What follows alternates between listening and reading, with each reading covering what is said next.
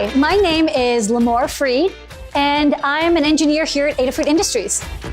And this is where I do engineering and design, and I design circuits for fashion and music and technology. My name is Federico Gomez Suarez, and I'm a software developer with Microsoft Hack for Good. And I look into using technology to help us solve some of the big social problems of our times. You may have heard that computers work on ones and zeros. Or you may have seen scary-looking visuals like this. But almost nobody today actually deals directly with these ones and zeros.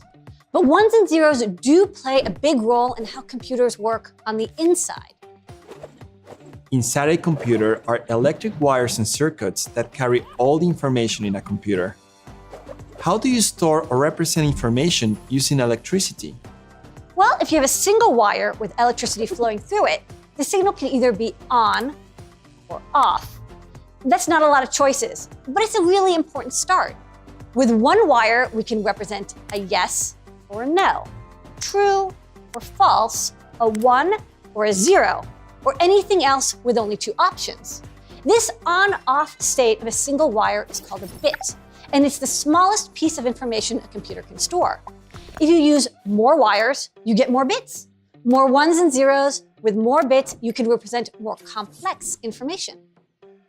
But to understand that, we need to learn about something called the binary number system. In the decimal number system, we have 10 digits from 0 to 9, and that's how we've all learned to count. In the binary number system, we only have 2 digits, 0 and 1. With these 2 digits, we can count up to any number. Here's how this works. In the decimal number system we're all used to, each position in a number has a different value. There's the 1 position, the 10 position, the 100 position, and so on. For example, a 9 in the 100 position is a 900. In binary, each position also carries a value, but instead of multiplying by 10 each time, we multiply by 2. So there's the 1's position, the 2's position, the 4's position, the 8's position, and so on. For example, the number 9 in binary is 1, 0, 0, 1. To calculate the value, we add 1 times 8 plus 0 times 4 plus 0 times 2 plus 1 times 1. Almost nobody does this math because computers do it for us. What's important is that any number can be represented with only ones and zeros, or by a bunch of wires that are on or off. The more wires you use, the larger the numbers you can store. With 8 wires, you can store numbers between 0 and 255. That's 8 ones. With just 32 wires, you can store all the way from 0 to over 4 billion. Using the binary number system, you can represent any number you like. But what about other types of information, like text, images, or sound? It turns out that all these things can also be represented with numbers.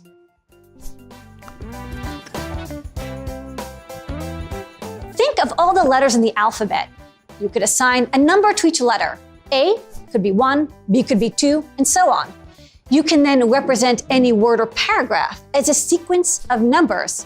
And as we saw, these numbers can be stored as on or off electrical signals. Every word you see on every web page or your phone is represented using a system like this.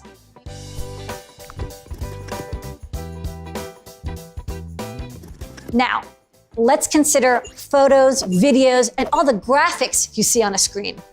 All of these images are made out of teeny dots called pixels, and each pixel has a color.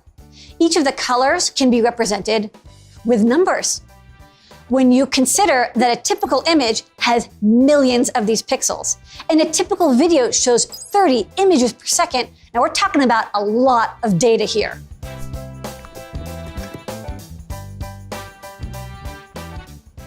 Every sound is basically a series of vibrations in the air. Vibrations can be represented graphically as a waveform. Any point on this waveform can be represented by a number. And this way, any sound can be broken down into a series of numbers.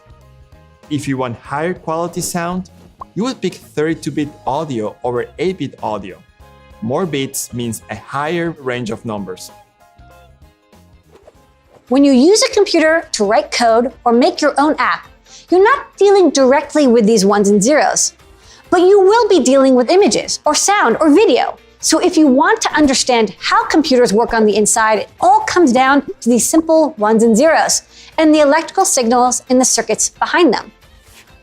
They are the backbone of how all computers input, store, process, and output information.